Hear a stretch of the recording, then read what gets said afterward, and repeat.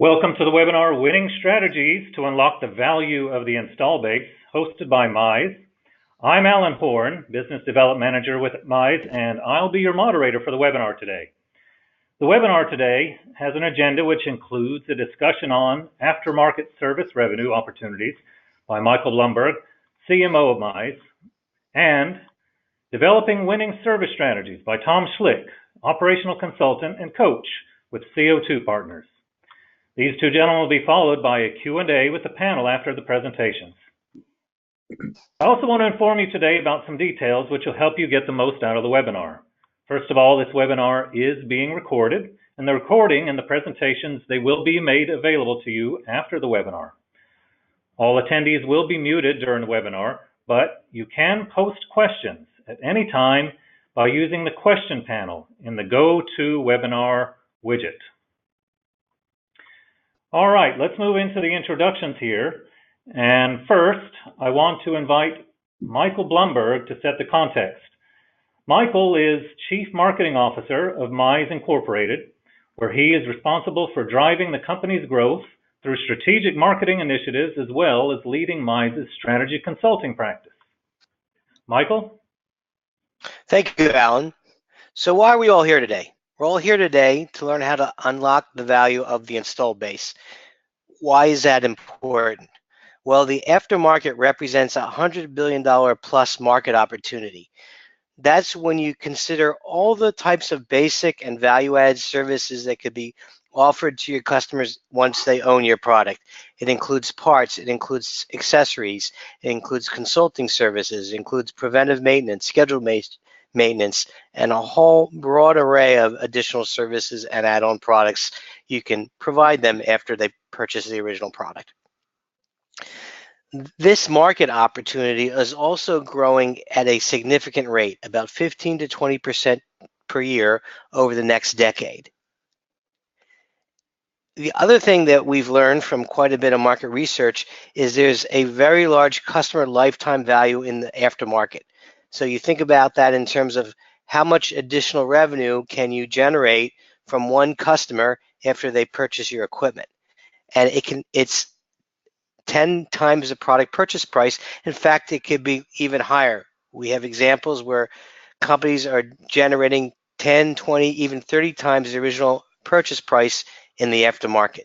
So I think these are all compelling reasons why companies should be doing more in the aftermarket and doing more to unlock the value of the installed base. I think another reason why we should be doing this is because of the financial performance and results that are achievable by being in the aftermarket. Through some extensive research we've compiled, we've learned that product businesses, if they're doing well, they can generate a gross margin of 40% and profit before taxes of 6% to 15%. Now that can vary from industry to industry, and we've also know that manufacturers may have a higher profit margin and pre-tax profits than a distributor. Regardless, for service businesses, for those that are in the aftermarket, gross margins can be as high as 50% of revenue and profit before taxes at 15 to 30%. So this is really is showing us that profit before taxes in aftermarket can be double that of those in the pure product business. So another compelling reason why we should be looking at the aftermarket as a way of unlocking value in the installed base. However, there are some gaps. When we look at the current situation, we're finding that most companies are not capturing their fair share of the aftermarket, and that's evidenced by several factors.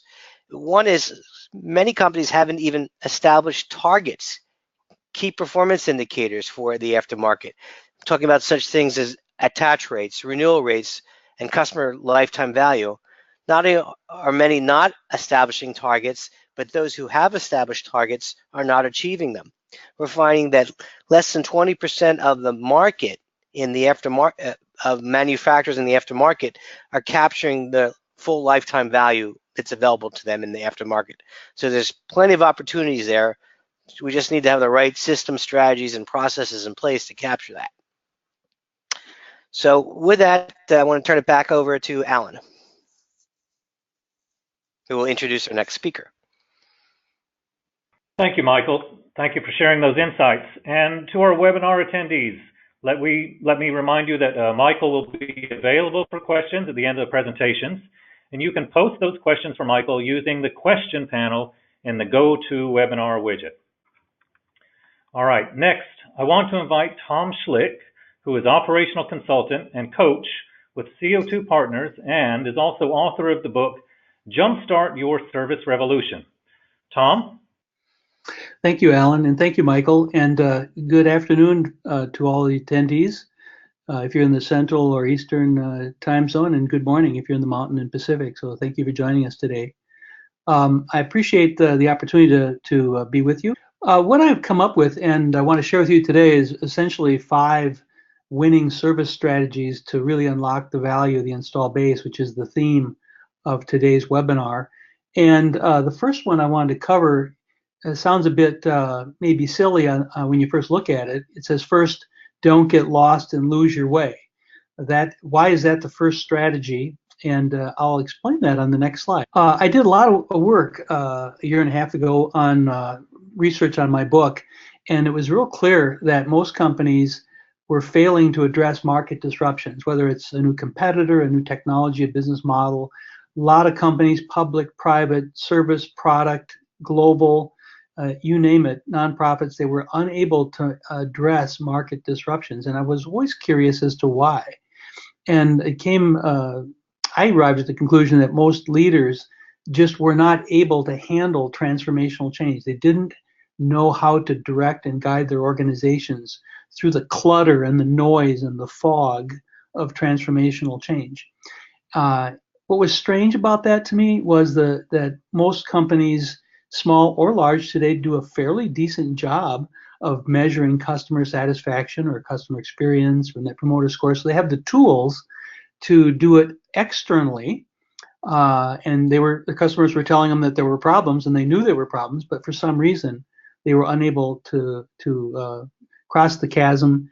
They made wrong choices and kind of went out of business. And so the key to it, and we'll come back to this in the end here of my part of the presentation, is to create this customer-centric, service-centered company culture. And I wanted to be real specific here. I use both terms because I think being customer-centric is absolutely critical, and I think a lot of companies claim to be, but where they fall down is they're not service-centered.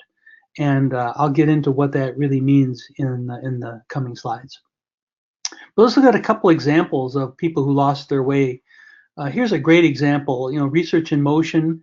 I don't know how many of you, but I'm old enough. I often call myself a millennial trapped in a baby boomer body because I like to do new things. I like to make a difference in what I do.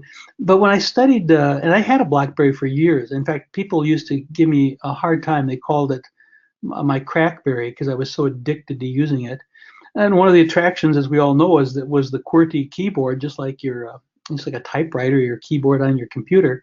It had a QWERTY keyboard on the front. It made mobile email possible.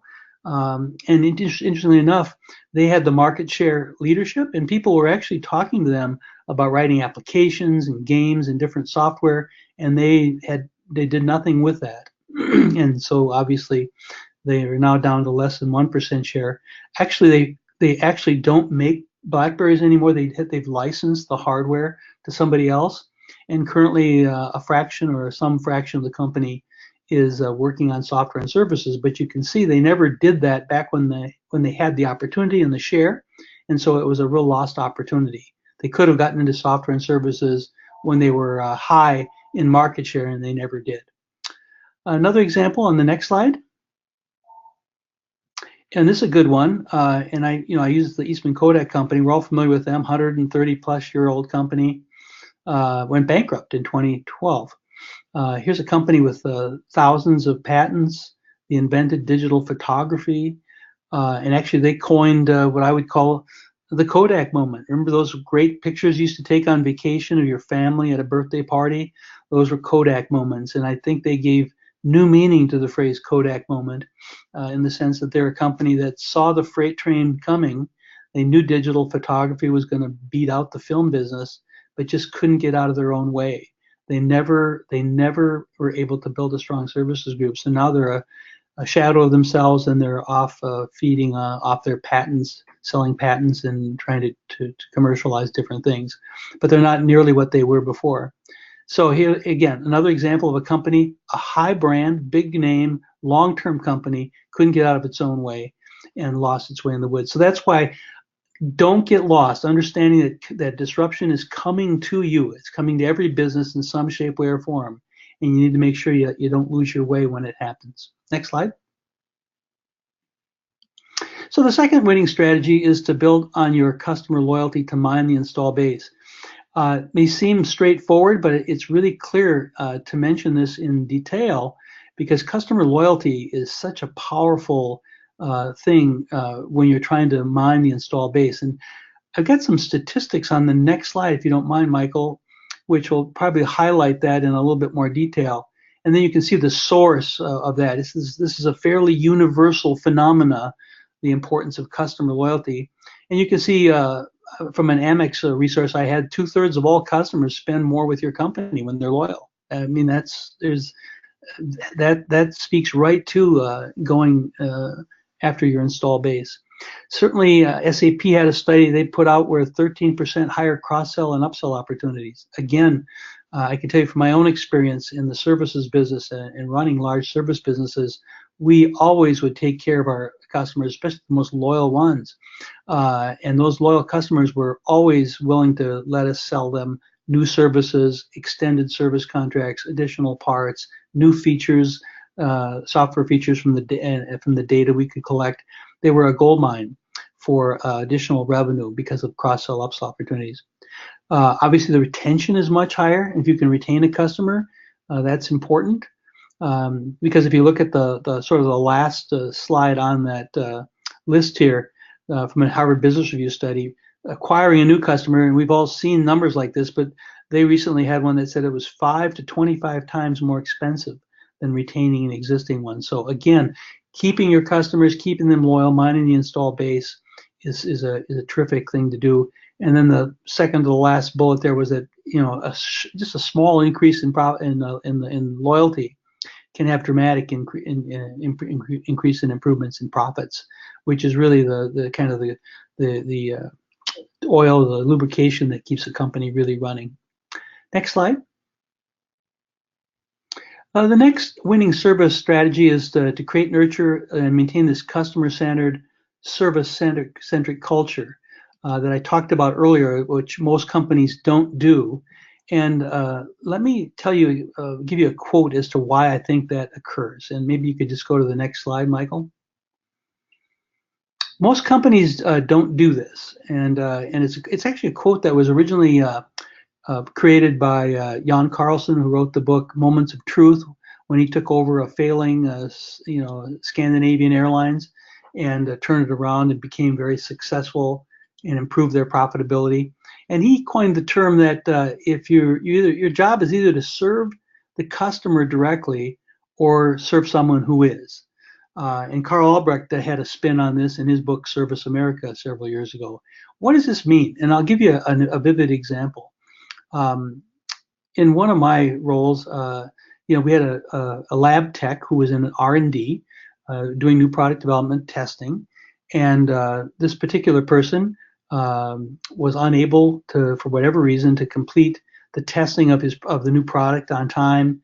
Really didn't have that sense of urgency, and I asked the tech just why this was taking so long and where the sense of urgency was. We needed to work extra time to get this test done. It was that critical. And I said, our customers need it. And he says, I don't have customers. I said, well, what do you mean? He said, well, I work in the R&D department. I'm a lab tech, lab supervisors who I work for. I don't deal with customers. And I tried to explain to the tech at that point in time that by that person not getting his test done, and it ended up he was 2 to 3 weeks late, almost a month late getting the testing done, it delayed our new product introduction by about a quarter, which impacted our sales, which we had planned to get for that new product for the quarter. And it also impacted expectations from our best customers who were waiting to get this new release to try in their applications. So we made them unhappy. So here's a case where a lab tech literally had direct impact on the company's financials and in the customer experience. And so what the point here is that in our organizations, we have to realize, even though we have functions, that you need to be serving the customer directly, or you need to serve somebody who is. And every function needs to think that way. Every person needs to think that way. And when you do that, you develop that service-centric organization where everybody has a customer. Everybody's trying to serve their customer, and the company can win. Next. The fourth strategy is to listen, and then I put in kind of parentheses there to really listen, because it can be a cliche if you say listen to your frontline service techs. I mean really listen, and I explain that on the next slide. Why? I mean, I've managed service organizations as large as 650 technicians around the globe, and I can tell you I love service people. They're the salt of the earth. They're the most loyal people in your company. They have the longest tenure, and what I like about them is they're very direct. They're as honest as it comes. I remember being at a customer site in Jacksonville, Florida. We had a big meeting. All the executives went down. I was down. Our on-site service tech joined the meeting. The big leader from the customer came in, and we were thinking we had this PowerPoint, all these presentations to make. This leader at the company turned to our tech and said, "Do you think this is something we should do?" And our tech was, in his own language, in his own words, unrehearsed. He didn't expect the question, answered it. The executive said, "Great, then we'll do it." And the meeting ended. We never presented our PowerPoints. He was listening because he trusted the technician and what the technician's opinion was. And so you can see here why. They have deep insights into customer needs. They're really more solution providers today than they are fix-it heroes, especially in the Internet of Things, where I don't know how many billions of devices are out there right now that are connected, but there's a lot of smart devices, a lot of interconnectedness, a lot of data that's created through data analytics, which is creating more of an outcome-based solution. And by the way, if you sell an outcome-based solutions versus just a regular contract or time and material, your potential to do more upsell, cross-sell is really high. Because if you're selling a really great outcome-based solution, customers want to buy more of what you got to sell. And finally, practically, these service technicians, they spend 5 to 15 times more face time with the customer than the salespeople do. So obviously they have great insights, and it's why you need to listen to them. Next slide. And then the fifth winning strategy is, again, that this goes back to leadership. And I made this one last because it's sort of what happens. Service leadership is what gets you into the mud when they lose their way in the woods, right? They don't have the ability to make transformational change. But if the service people will have a passionate vision for service, and they communicate that clearly throughout the company, they have a shot at winning in this, unlocking the install base. And so let's take a look at the next slide for some specifics around that. To unlock the value of the install base, your senior leadership really needs to consider and look at service as being strategically important. We all know that, we talk about it, but in some businesses it's lip service. Service needs to be strategically important. By the way, service is also a team sport. That's what I call it. It's another way of saying service centricity inside your organization, where everybody has a customer.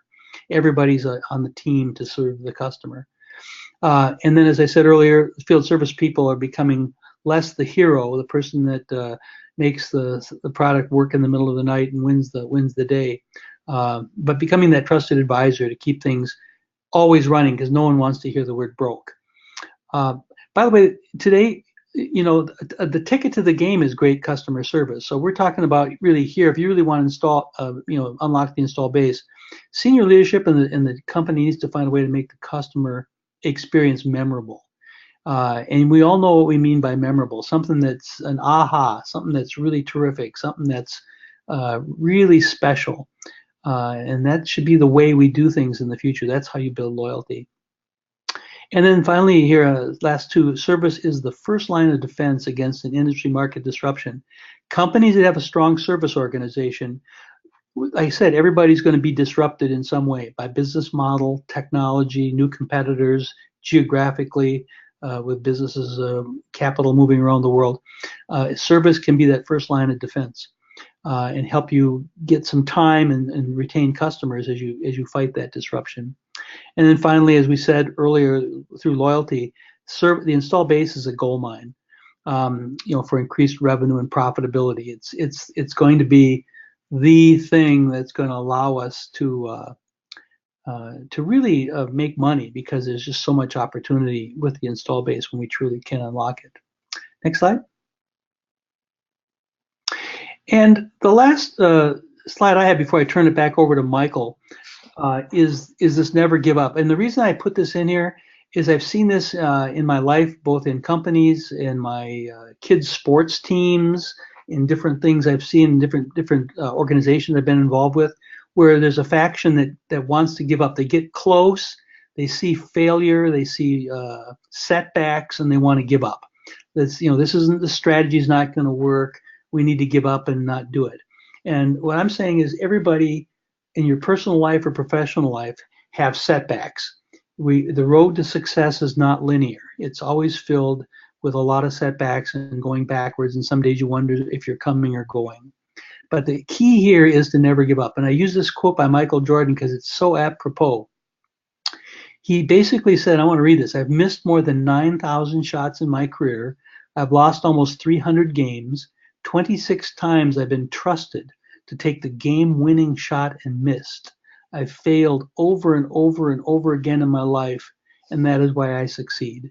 And think about this. That's from Michael Jordan, who perhaps is the best basketball player to ever be on the planet. And this is what he had to say about his own way of looking at life. That's how he succeeded, by understanding his role and by failing. So with that, never give up. These winning strategies work, and you too can unlock the value of your install base. With that, I'll turn the presentation back over to Michael. Thanks, Tom, for your wisdom and perspective. You're welcome, Michael. So if you're on this call because you're looking at ways to generate aftermarket services and unlock the value of your installed base, you're not alone. In a recent study conducted by Field Service Insights, they found that almost 2/3 of the respondents are seeking ways to increase revenue. So this is something that's top of mind for many service leaders. And to unlock the value of the installed base, you want to look for opportunities to generate revenue.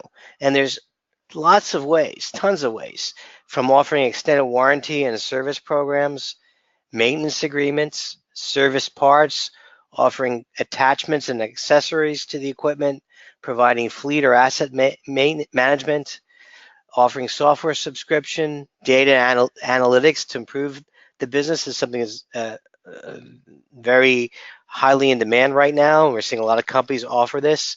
Product upgrades, trade-ins, remanufacturing, and recycling once the equipment has reached its end of life. So lots of opportunities to generate revenue, and that's where how companies like yours are able to get 10 times or more the original equipment purchase price over the life cycle of the equipment ownership. To generate revenue, you really need to have a platform that enables high-value, durable product manufacturers to optimize the service experience and maximize customer lifetime value.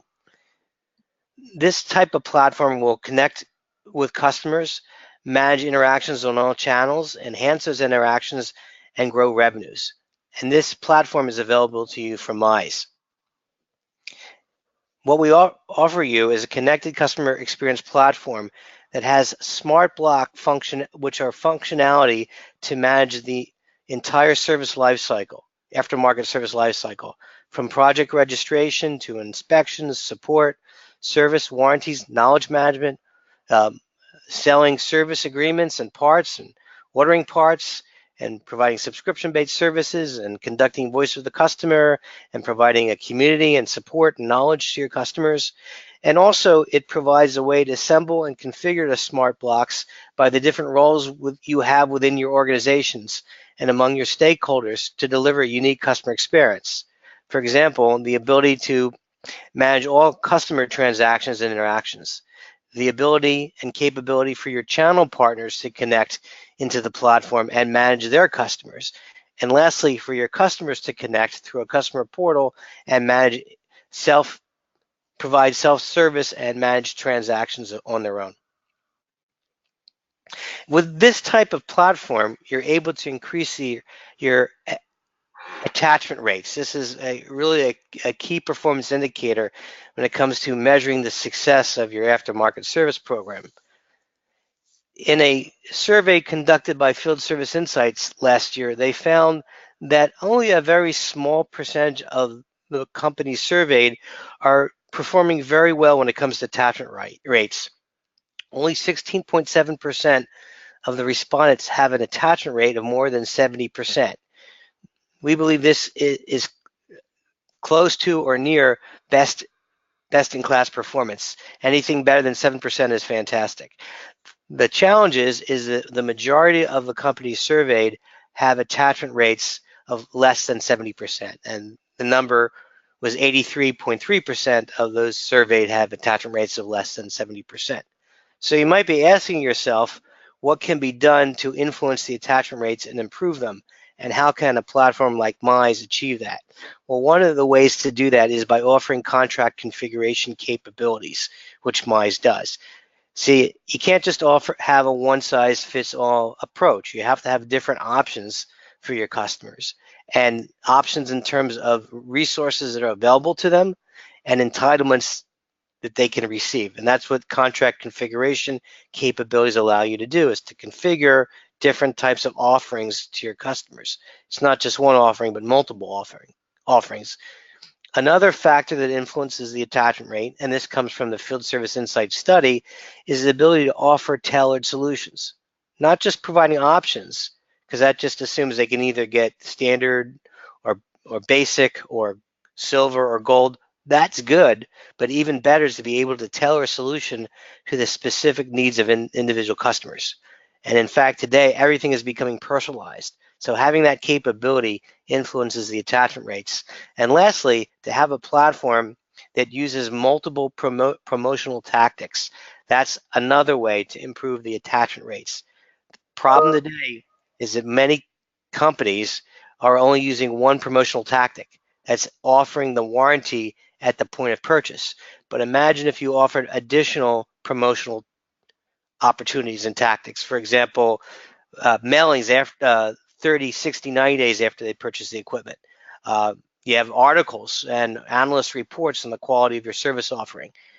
You perform telemarketing a couple weeks after they purchase the product to capture anyone that didn't purchase their service contract at the point of purchase. Again, all these things influence the attachment rates, but ultimately you have to have the right infrastructure in place that can manage these processes and automate these processes. And by doing so, when you have that type of platform, you can configure flexible programs. Again, as I said, not just one program, but multiple programs in terms of different types of extended warranty offerings, different types of maintenance programs in terms of when they're performed, offering subscription and recurring revenue-based programs, upsell and cross-sell protection plans, offer maintenance programs, provide coverage on multiple devices, add accidental damage and handling as a service offering, as well as other value-added programs, for example, selling data about the performance of the machines. These are the various examples. The ideal platform would also help you enable your channel partners. For example, Mize provides sales enablement so that your channel partners can present service plans to their customers. They can manage opportunities. They can email notifications to their customers as well as receive email notifications from you, the manufacturer. You can automate renewals. They can integrate this with other sales activities. And most importantly, the ability to enable service. It's not only about selling the service contract. Mize also helps you simplify the customer buying process. One way is through a customer portal where your customers can buy new service plans, track their existing service plans, and request additional services, as well as have visibility to buy now features. So they can buy plans online and making payment easy for them. And by having these features and functions in place, you can connect all your customers' channels, administrators, and brands together so you can manage the entire life cycle in the aftermarket, from the offer of the programs to managing the programs, tracking the programs, selling the programs, providing service on the programs once the customer buys them, allowing the customer to buy more programs, more services, allowing them to have access to a portal where they can perform self-service and manage service and support transactions, and bring that full circle back to you, the brand owner, where you can get insights into the performance of how well your aftermarket service programs are performing. Again, by having this type of platform, you can also influence renewal rates.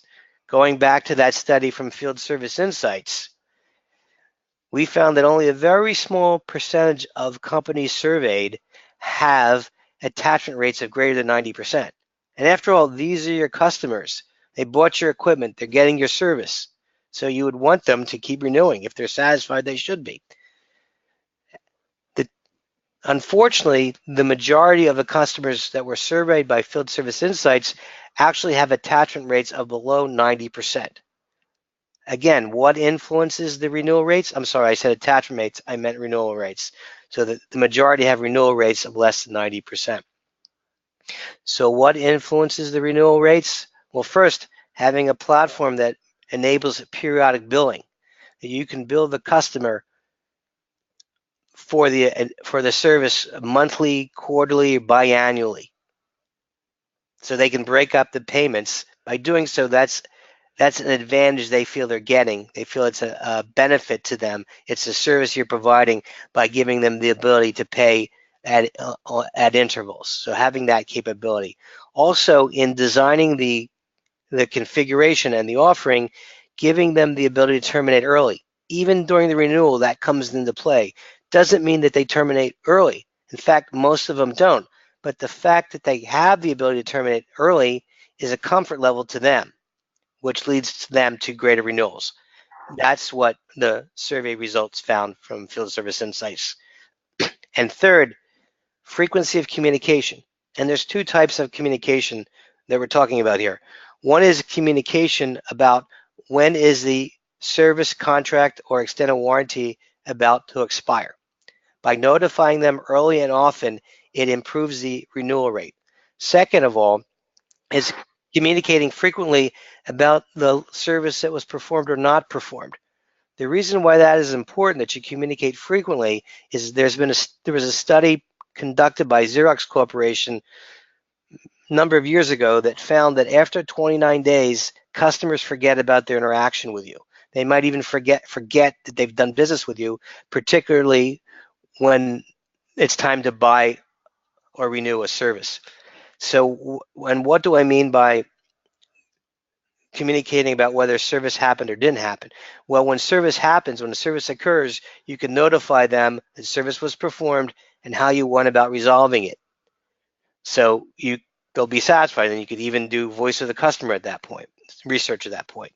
You could also, if things are going well, you could also remind them how well things are going. If you're being proactive in service, you could also notify them that while you didn't realize that there was a disruption to using your equipment, we were able to detect it before it happened and resolve it. So you didn't even know the problem. And if that's not the case, you could also say, even though you didn't have any service, that's because we have well-designed services. Because of our history maintaining equipment, we're able to provide exceptional equipment performance. And if you do have a problem, know that we're here to support you. So having that frequent communication keeps in touch, and it influences renewal rates. Again, you have to have that infrastructure, that platform in place to manage those interactions. So it's important to engage customers on all channels, and that's exactly what Mize does. It has the features to provide email notifications, mobile notifications, 30, 60, 90-day intervals. Also, it enables engagement with contact center people, so the contact center personnel can see that there's an opportunity to renew and have that discussion, that dialogue with the end customer. And the service technicians as well can get notifications about a customer site that they're visiting is about to be up for renewal and request that the customer renew.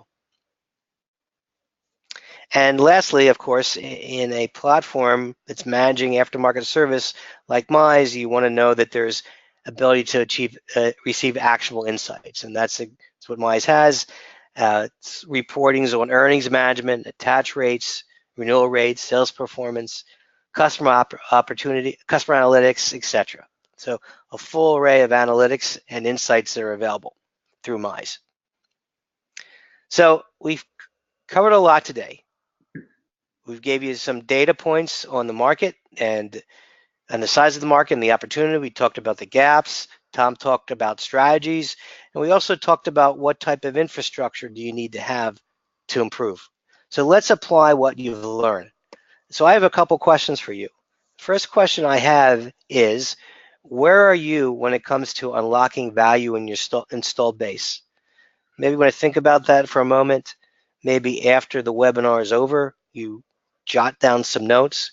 Because remember, the thing about these webinars, the real learning doesn't start when you begin the webinar. The real learning starts after the webinar when you start applying what you learn. So where are you when it comes to unlocking value? Do you have you established KPIs for your aftermarket program? What are they? Are you achieving those KPIs? Do you have the right systems in place? What are the systems that you have? Do you think there's any gaps? What about strategies? Have you implemented any of the strategies that Tom talked about? And if you haven't, if there are gaps, my next question is, what programs do you need to put in place to achieve better results? Give that some thought. I encourage you. I think you'll learn a lot and get a lot of value, and you really will apply what you've learned when you do that. And my final question regarding applying what you've learned is, how would you enable your team, or how do you enable your team, your partners, and your customers to meet these outcomes? I do hope you consider contacting Tom or contacting us at Mize about how we can help you close in on the gaps and achieve better outcomes. And if we wanted to provide you with some resource, we just didn't want to leave you with the questions hanging out there. We wanted to provide you with some resources so you can get smarter and better at achieving results in the aftermarket program. So one of these resources is Field Service Insights. This is a free resource that's made available to you by Mize, and the mission of Field Service Insights is to help service professionals like yourselves gain access to the latest and greatest strategies, tools, and perspectives on service management so they can increase sales, boost profits, and delight their customers.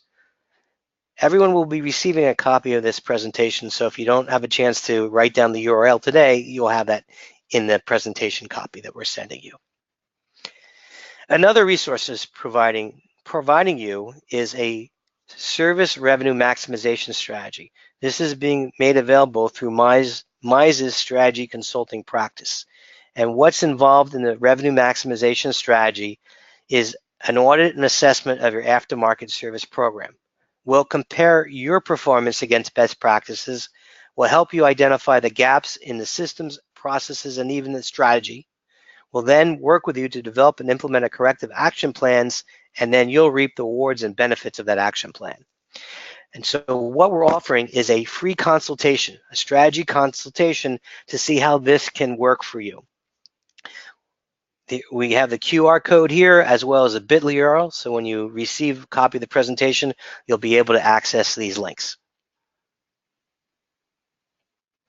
So with that, let me turn it over to Alan, who will field questions. Okay, thank you very much, Michael. So now, as you said, we're going to open up to questions from the audience. And so I want to remind all of our attendees now here then that you can post questions for both of the presenters, Michael or Tom, by using the question panel, which is in the GoToWebinar widget. Okay, we do have our first question, and Tom, Michael, what I'm going to do is make a suggestion as to who this is for, so that you can focus closely on the question, but I do invite both of you to answer if you have any input to it.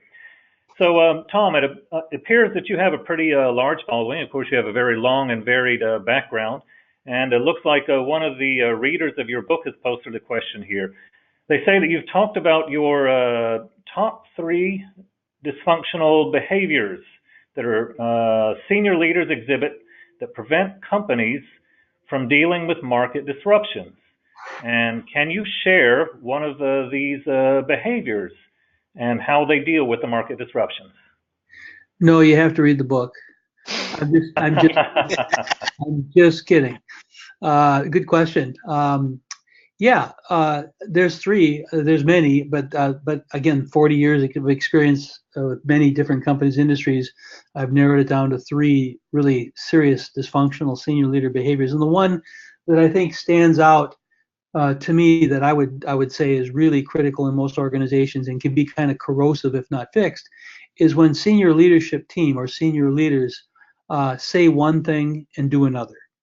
And this was crystallized for me in one organization that I worked at, where we actually had, I had a friend who actually worked at our organization, and one of the things he coined this phrase, I didn't, but I thought it was good. He said, skip the words and watch the behaviors. And so with the idea being that senior leadership may say one thing at a town hall about how rosy things are, and then as soon as the town hall ends, the rumors start in the hallway about layoffs and why we didn't hit our sales targets, et cetera. So there's a disconnect between what was said and what was actually done.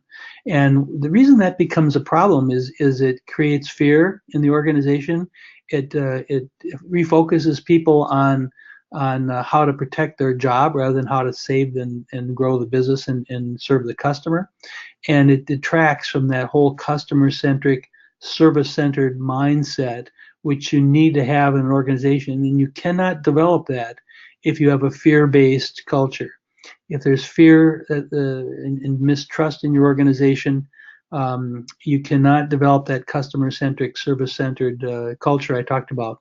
And so that's why that particular behavior is so important. And then I'll just say real quick, in my book, I also make a lot of reference to Deming. I'm a big W. Edwards Deming fan. And stamping out fear is one of his 14 principles that companies must follow. And I think it's as apropos today as when he coined them 40, 50 years ago. So that's my answer. Okay. Thank you very much. Michael, do you have anything to add? I can understand, and if not, then we'll move on to the next question. No, Tom's response is very thorough. Yes, okay, good. All right, this next question is clearly for you, Michael. This is in reference to your presentation a few minutes ago. It asks, how do you calculate the customer lifetime value, which you referred to in one of the slides? Okay, good. That's a great question. So very simple. You define what your typical or your average customer is, who they are, and then in terms of the particular piece of equipment that they might own. Then you just consider how long they will own that piece of equipment, and then every year they own it, what types of services, products, accessories, attachments, etc. they can buy to support that piece of equipment. And then you tally that up, and that gives you your average customer lifetime value on that piece of equipment for aftermarket service. Okay, good. Thank you very much. We have another question here now. This is for Tom also. It says, how does one know if their company has a customer-centric and service-centered culture? Well, it's interesting. It's one of the things that I've learned, I guess, and part of it was, I guess, I've had the privilege of working in several different companies, but besides that, I spent 9 years with Emerson doing mergers and acquisition work. So I looked at hundreds of companies. I probably spent $2 billion of their money over the 9 years I did M&A work for them. So I could get to where I could walk into an organization and sniff the culture quite readily.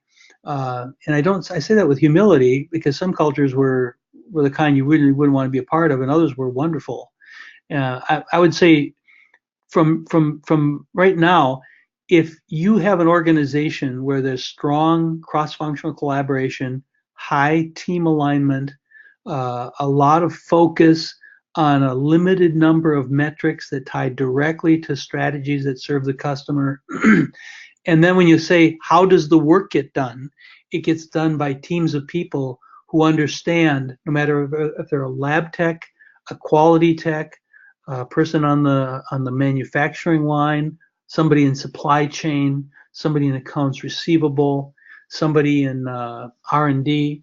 If they see their connection to what they do and how it impacts the performance of the company, getting things done on time, serving the customer, making them happy, building market share, if they can see that connection, again, because leaders see it and keep talking about it clearly, and it becomes sort of transparent. You can just, that's just the way things are done in that company. You've arrived. You become a customer-centric, service-centered culture. By the way, is it easy to do? No. Like I said earlier, it's easy to fall off the wagon and not get there. And by the way, most companies will fail, some miserably, and go out of business, which is why I talked about the corrosive nature of dysfunctional behavior and what it does to not being able to address market disruptions. But the key to it all is to find, keep in place, maintain, and continue to nurture that customer-centric, service-centered culture, which, as I just got done describing it, when you do that, you'll see it, you'll know it, and it'll be real. Okay? Okay, good. Thank you very much. All right, we got a couple more here for Michael. I'll choose one of these. What role does the voice of the customer play in unlocking value, Michael? That's an excellent question. I really didn't cover it in depth. I probably just skimmed on it during my presentation. What voice of the customer does is it allows you to measure the performance, but it's also another way of communicating and staying in touch. So the fact that you're asking customers about their experience is a way of communicating with them, but leads to influencing the renewal rates, and that you could find out what's working and not working and then improve what's not working to offer them better service. So that all leads to offering more and better services, providing more options when it comes to the configuring the contract, and of course, just reminding them that you're there to support them, which leads to the higher renewal. Okay, good. Thank you. Tom, any other additional comments on voice of the customer? No, I think that's I think what Michael talked about was really important. I think again, it's something that most companies can do. They've got infrastructure in place to do it, and by doing a good job of measuring that voice of the customer, it just not only it builds the culture I talked about, but it really gives you that that incentive, that key knowledge that allows you to unlock the value of the install base, which is the theme of this webinar. If you don't have that customer sensitivity, that customer awareness, it's really hard to know where to start and what to do, even though Michael's done a good job laying out all the pieces of the puzzle. So understanding the customer is really critical to unlock the value of the install base. Okay, good. Thank you. So we got time for just a couple more questions, and I do want to remind our attendees, last chance to get anything in, you can use the question portion of the GoToWebinar widget if you want to post a last-minute question here. Michael, this one is also for you. It says, how does contract configuration impact the attachment rates that you referred to earlier? Sure, I'll answer that. The contract configuration, if you do it properly, it allows you to create different options and choice for the customer. When there's only one choice of an extended warranty or service contract, it's a problem because it's either they're going to buy it or they're not. That's a problem for you. If you have two choices, it's a dilemma for the customer. Which one do I go with? If you have three or more, you now really have options. And so when you consider the options, you can upsell, downsell, or even cross-sell services, which is going to help you improve the attachment rate. So maybe if you didn't have the ability to configure the contracts properly, you didn't have many options, you had one, maybe you'd only get 50% of your customers taking it. But if you have ability to configure multiple options or offers, you can increase it to 60, 70, 80, even 90%. Okay, good. Thank you very much there. All right, I think we got one last question. I'm going to pose it to both of you gentlemen, and then after that we'll move into wrapping up the webinar. This is a short question, but why tailor service solutions? Michael, could you comment first, and then Tom will go to you after that on the same question. Yeah, I alluded to that in the presentation. We're living in an age of personalization, mass personalization. So if you configure this solution, you can consider all the different choices and options that a customer might want. Again, when you have options, what I found sometimes when I look at an offer for a service contract or any kind of program where they have like a bronze, silver, or gold, there's times where I don't want everything in the gold offering, but there's certain things I want in the gold offering, but I don't want to buy the gold offering because I don't need everything. I just want that one or two additional things added to my bronze offer. And so by being able to tailor, the customer could get that. They can get only what they want, exactly what they want. And again, you have to have the infrastructure in place to tailor it, configure it, and then to manage it. And that is also another point I didn't make.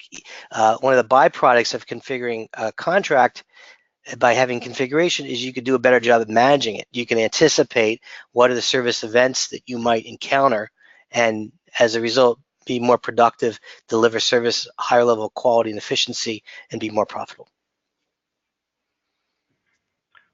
Okay, thank you. Tom, do you have anything to add on that? Yeah, and maybe I can give an example as well. I think that tailoring solutions is for all the reasons Michael mentioned critical, but it's also opportunistic because of the way things are done today.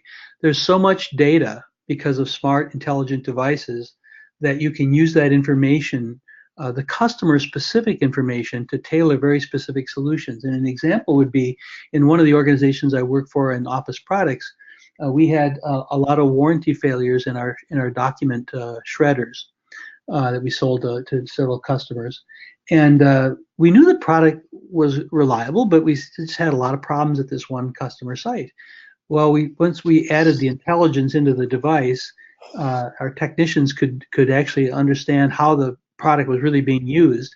And in this particular shredder, you're supposed to shred no more than 20 pages at one time. And the data from the machine, because it was intelligent, was telling us of all the times that it was being shredded with 30 or 40 pages at a time. And of course, that was causing it to clog up, the blades not to work, and the machine to then not work, and then therefore a warranty call. And so by understanding that data, we're able to, help the customer train their operators not to do that with the machine, which is one big learning, which is good because nobody likes downtime, but it also significantly reduced our warranty costs because we were able to reduce, if the customer persists, we could charge them money for that service. It wasn't warranty. But more importantly, we could use the data to train his operators to do the right thing, even though it was clear in the instruction manual. So again, a tailored solution to that customer to use our products, and then also managing the service equation with the customer so that they were happy and it cost us less money.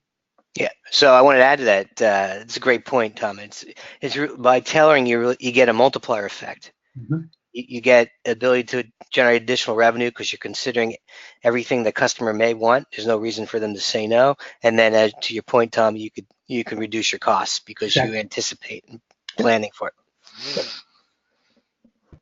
Okay, good. Thank you very much on all those questions. And thank you, of course, to our attendees for submitting your questions also. All right, I want to move on to the next slide here now and tell you about a few upcoming events.